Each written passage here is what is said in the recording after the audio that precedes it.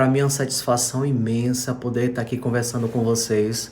Agradeço de imediato esse convite que Jeane me fez. Também agradeço toda a turma e agradeço também à professora. Meu nome é Jutânio Pereira, eu sou enfermeiro obstetra. Atualmente eu trabalho aqui em Salvador, mas eu trabalhei também em alguns hospitais no interior da Bahia. Trabalhei na cidade de Santa Inês, na cidade de Quiriçá, Mutuípe, e foi muito interessante, foi um aprendizado bem gratificante.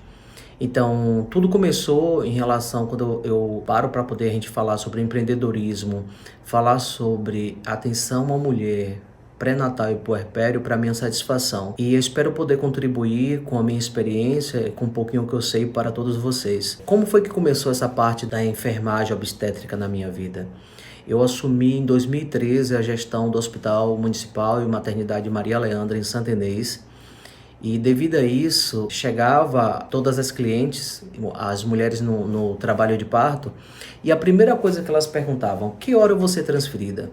Eu não sei se era uma cultura já da gestão anterior, mas elas chegavam e sempre perguntavam. Eu achava isso muito disfuncional, porque tinha enfermeiro, né, na época médico, técnico de enfermagem, a gente tinha condição de dar assistência de qualidade no parto normal a uma mulher que quisesse fazer o seu parto ali. Mas a primeira coisa que elas perguntavam era que hora iam ser transferidas.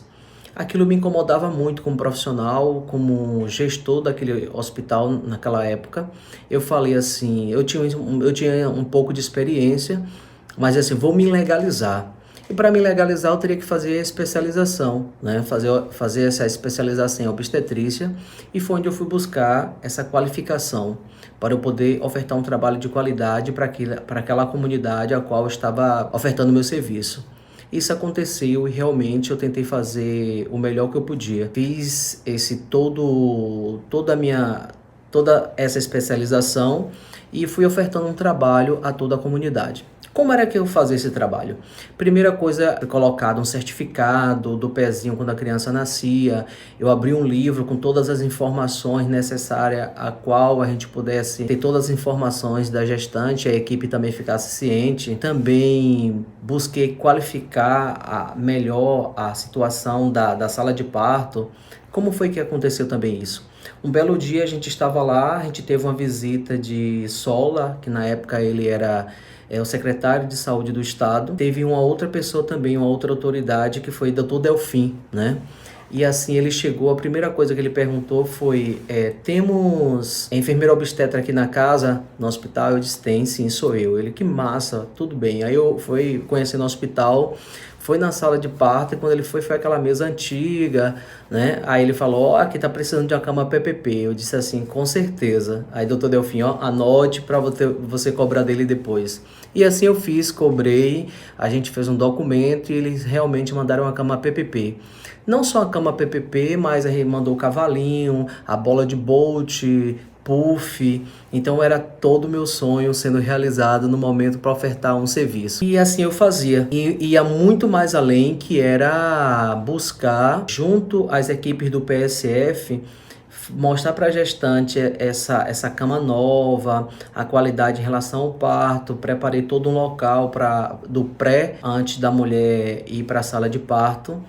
E a gente fazia toda essa atenção. Elas gostavam muito porque tanto a equipe, por exemplo, o pessoal, os agentes comunitários de saúde também ia lá para poder conhecer, porque eles também iam estar sempre levando para elas, conversando. Me prontifiquei a fazer palestras nos postos de saúde para poder falar sobre parto normal, falar sobre cesariana, explicar para elas qual era a diferença de um para outro.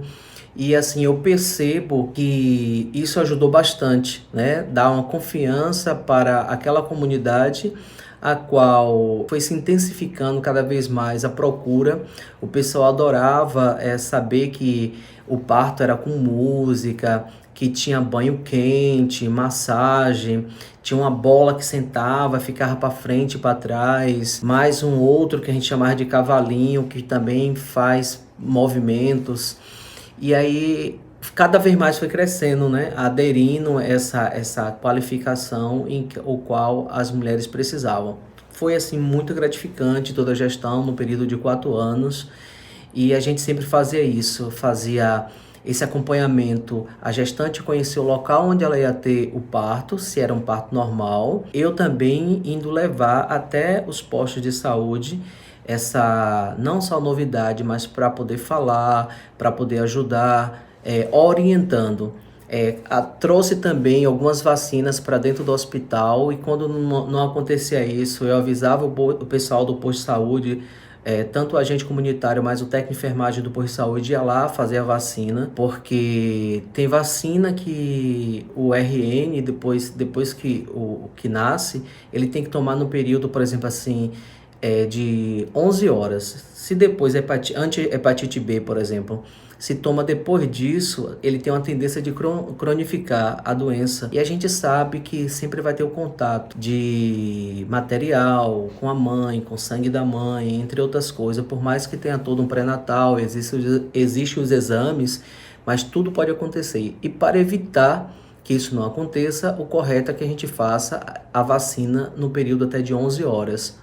Isso sempre é pré-determinado pelo Ministério da Saúde que ao nascer, então a gente tem que fazer até 11 horas. Eu consegui também colocar essa vacina, então também foi muito bom na época, foi bem interessante. O pré-natal eu tinha uma certa dificuldade, porque assim, a maioria dos enfermeiros que estão nos postos de saúde, eles não têm uma qualificação, mas têm uma preparação para fazer o pré-natal. Eles não são obstetras, mas têm conhecimento. E tem protocolos também, né, que se seguem em relação às equipes de PSF, então assim eles seguem. Mas assim, eu acho que quanto mais a gente tivesse mais enfermeiro obstetra para fazer toda a avaliação do pré-natal, seria muito interessante. Até para a gente poder analisar quem é uma gestante, como eles também reconhecem, de alto risco e que é direcionada de uma maneira diferente para uma pessoa que tem uma gestação normal e que ela tem tudo para poder chegar a um ponto de ter o parto. O pré-natal é aquele acompanhamento, eu não sei se está se mantendo atualmente, mas sempre teve um incentivo para que as mulheres pudessem fazer o pré-natal. O pré-natal, no cartão da gestante, a gente vê que ela atinge o bom que ela possa atingir pelo menos as 7 consultas de pré-natais, junto ao enfermeiro, ao médico também da unidade do posto de saúde, fazer os exames necessários, fazer as ultrassons que são pré-determinadas, tudo para a gente poder desmistificar que o parto é uma caixinha de surpresa, como eu já escutei muito, que para mim isso é uma crença. O parto para mim não é uma caixinha de surpresa. O parto para mim é uma gestação, é uma coisa linda que a natureza nos oferece e que a gente tem condições hoje para a gente poder ter mais conhecimento e saber como é que o feto está. Então, todo esse acompanhamento é feito. Então, se a gestante chega até ao local onde vai ter o seu filho, ela vai ter o parto dela e a equipe que está lá pega um cartão da gestante e tem todas as orientações necessárias, é muito bom. Por quê? Porque existem informações ali que vai nos dizer como é que foi essa gestação, essas 39 semanas, 37, 40, até 42 semanas uma gestante pode ficar e a gente saber como foi esse pré-natal. No momento que ela chega na unidade, vai passar pela recepção, vai fazer toda aquela parte cadastral dela, depois ela vai adentrar ao hospital. A gestante ela tem direito a acompanhante, isso é uma coisa que é determinada por lei desde 2005, que é a Lei 11.108, que ela dá direito à gestante a ter um acompanhante. Isso é fundamental. E a gente vê que, infelizmente, em algumas instituições não permite, não pode, mas é uma coisa que é pré-determinado. Se de repente a pessoa não cumpre, está deixando de cumprir uma lei, desrespeitando o direito dessa gestante que está ali naquele momento que ela precisa realmente de um acompanhante. E eu digo o seguinte, o acompanhante, para mim, ele tem que ser aquela pessoa que acompanha também todos os pré-natais, né? Ele também tem que ter conhecimento. Não é aquela pessoa que de repente entra de gaiato no navio e fica sem informação nenhuma e não sabe nem como proceder no momento que se precisa da ajuda dele. E depois que passa todo o período, a gente vê que a gestante ela tem um tempo de 24 a 72 horas a ficar na unidade. Eu nem concordo com isso, né? Como enfermeira obstetra, para mim não tem que existir hospital para gestante ter filho. Ele tinha que ter, no mínimo, uma casa de parto, uma instituição, um local apropriado para que essa mulher saia dessa questão. Porque quando a gente pensa em hospital, a gente pensa em doença. E o parto não é doença. O parto, ele é para mulheres saudáveis, que está no seu momento de reprodutivo, em que ela possa ter uma gestação saudável. Então, quando a gente associa com hospital, com medicação, medicalizar o parto, hospitalizar o parto, fica subtendido uma doença, né? E não é para ser uma coisa saudável. Aí eu digo para vocês o seguinte: foi o que aconteceu nesse todo esse período, na minha contribuição. E quando a gente pensa no puerpério, a gente vê que o puerpério é aquele momento em que a mulher, desde depois que teve o filho até ir para casa, ela tem que ter também um acompanhamento, né? Porque tem algumas mulheres que ela pode ficar com pressão alta, saber se está amamentando, vacinas. Então, quem mais acompanha no puerpério é o agente comunitário de saúde, a visita da enfermeira ou do enfermeiro dos postos de saúde, para ver se está tudo acontecendo segundo o que é predeterminado também pelo protocolo e pelas orientações também que ela recebe daquele local onde ela teve o parto. Esse puerpério, observa-se sangramento, o umbigo da criança, como é que tá, se já caiu, né, se está inflamado, orientações do banho. Então tudo isso leva também esse atendimento pós-parto, que é interessante saber como é que a criança está, se ela está apresentando as dejeções, as diurese, se ela está fazendo a pega da mama correta, se está se alimentando bem, se está pegando peso, né? Todas as orientações a equipe vai estar acompanhando, que é a equipe do PSF, que vai estar acompanhando, a agente comunitário de saúde, o técnico de enfermagem, o enfermeiro, o médico.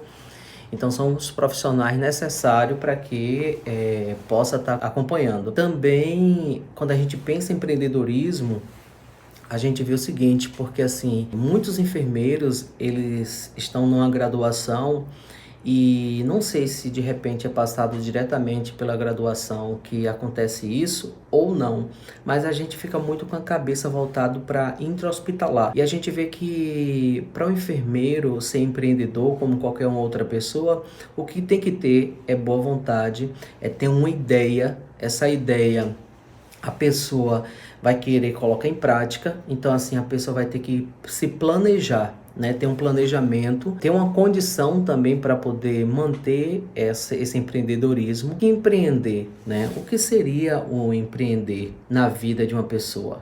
Como é que seria isso? Empreender é buscar solucionar aquele desejo, aquele sonho que a pessoa tem.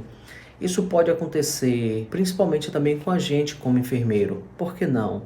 A gente não é só voltado para trabalhar em clínica ou trabalhar principalmente hospitalar. Existem outras áreas na educação, nas indústrias, abrir seu próprio negócio. Então a gente também tem que pensar nisso. E a gente percebe que a partir da década de 90, aumentou muito o empreendedorismo no Brasil. E a gente vê por que isso, porque a evolução das teorias administrativas mudaram, e então a criação de novas relações de trabalho, novos empregos, nova geração de riqueza, e isso aí cada dia mais ia crescendo no nosso país. Como Peter diz, ele diz assim, empreendedorismo não é ciência, nem arte, é prática. Então, assim, se a gente quer empreender, como eu falei, a gente tem que ter uma ideia e a gente tem que colocar isso em prática. Então, assim, buscar conhecimento de mercado, procurar ajuda de um profissional para fazer as orientações, porque além de uma vontade, de uma ideia, existe também um lado burocrático, né, o qual a gente precisa estar sanando. Digo para vocês também, o empreendedorismo é buscar fazer diferente muitas vezes que estava predeterminado para a sua vida. Você, de repente, acha que você como enfermeiro tem que trabalhar no posto de saúde, trabalhar no hospital, mas você pode abrir seu próprio negócio. Você pode buscar ter uma ideia, ver uma necessidade de mercado, e dentro disso aí você buscar empreender para satisfazer aquela comunidade, aquele seu bairro, aquela cidade, de repente um estado, um país, um mundo, que hoje com a globalização a gente percebe que, principalmente nos meios digitais, você pode vender coisa para todo lugar. Você pode vender curso, vender várias ferramentas que de repente vai estar ajudando pessoa em qualquer parte do mundo. Hoje, com a globalização, com a internet, a gente percebe que dá para se trabalhar de onde você estiver. E é muito bom quando a gente pensa que o enfermeiro, ele busca outros recursos, buscar empreender, porque eu acho que a gente ficou muito tempo só trabalhando na parte intra-hospitalar, sem pensar nas possibilidades que nós temos para poder fazer mudança. Aí eu digo assim, como é que a gente pode fazer mudança? A mudança, eu acredito, para mim é o seguinte: nós nascemos em um país, em um estado. Desse estado a gente nasce em uma região, em um município, e esse município a gente nasce em um núcleo familiar. Esse núcleo familiar, ele tende a nos ofertar aquilo que ele tem de imediato. Então assim, se o seu pai, a sua mãe tem condição, são pessoas que gostam de leitura, busca administrar bem o dinheiro, tem planilhas, se organizam perante o dinheiro. Então, assim, isso são padrões que você também vai adotar. Agora, se for ao contrário, muitas vezes também você pode adotar. E o que a gente percebe é isso. Então, assim, se você não tem uma organização familiar, uma organização pessoal, você também, eu acredito que você vai ter problemas, porque você vai ter crença, você vai ter padrões os quais você vai se limitar. São fatores assim limitantes para que você possa crescer, porque muitas vezes você pode viver na escassez. Você quer ficar rico, você pensa em ficar rico, você pensa em ganhar dinheiro, mas você tem uma escassez ali de uma crença que foi impressa em você lá no passado. E isso a gente precisa também trabalhar, né? Trabalhar a fala, o que a gente fala constante, o que a gente pensa, o que a gente deseja, né? Com sua intensidade, para que isso possa ser transformado, aquele sonho ser transformado em realidade. Então, empreender também vem com isso, vem com a nossa história, vem com as nossas crenças, com os nossos padrões, para a gente poder deslanchar em um bom empreendedor ou não. Por exemplo, eu tinha vontade de empreender, mas não empreendia, porque eu não queria empreender sozinho, eu empreendo com minha esposa, e a gente precisava, ela ficava com o pé atrás e confia, e até que nós abrimos nossa primeira loja, que é uma sorveteria, aceiteria, e nós temos a segunda aqui em Salvador, uma em Estela Maris e outra em Mussurunga, e também estava pensando em abrir uma em Santo Antônio de Jesus, né? Segurei um pouco por causa da pandemia, e não só empreendedorismo voltado para vender um produto, né? Eu também tenho um produto como coach, né? Sou coach integral sistêmico, também sou analista de perfil comportamental, e eu também oferto meu trabalho. Trabalho como coach, 12 sessões para aquela pessoa que quer fazer um acompanhamento comigo e fazer uma mudança na vida, e também como analista de perfil. De repente a pessoa conheceu o seu perfil, dá um relatório de 42 páginas, falar que tipo de perfil a pessoa é, em que eu posso ajudar, em que crença eu posso trabalhar para a pessoa poder melhorar e sair da escassez e decolar perante o seu sonho, os seus desejos, né? Então, assim, isso tudo foi uma experiência, foi uma busca, foi investimento pessoal que me levaram também a fazer mudanças na minha vida. Eu agradeço pela atenção de vocês, espero ter contribuído para essa aula de vocês. Mais uma vez, gratidão, Jeane, gratidão a toda a turma e a professora. E estou aberto, né? Estou aberto a perguntas de vocês. Se vocês quiserem entrar em contato comigo para ver o que é que eu posso ajudar. Se a gente quiser fazer uma live também, para mim não tem nenhum problema. Eu acho que é isso, é crescer e contribuir. Essa é a minha função, porque na vida todos nós somos conectados. Então, assim, eu não posso de repente crescer sozinho, Então a gente precisa trazer os outros junto. Se a minha vida foi impactada e eu consegui, eu tenho certeza também que vocês podem. Vocês podem fazer a mudança na vida de vocês. Então, gratidão, tudo de bom para vocês. Fiquem com Deus. Felicidade.